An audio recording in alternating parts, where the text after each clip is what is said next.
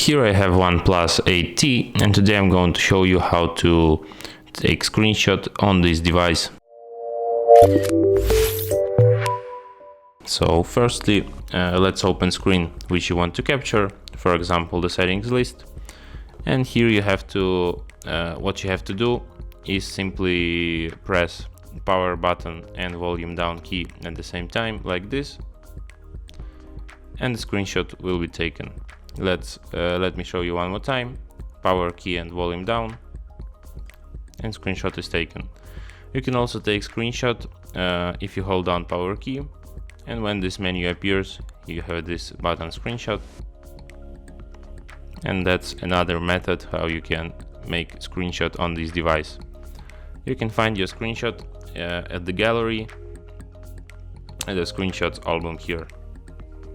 Here they are, our screenshots, and from here you can edit, delete or share it.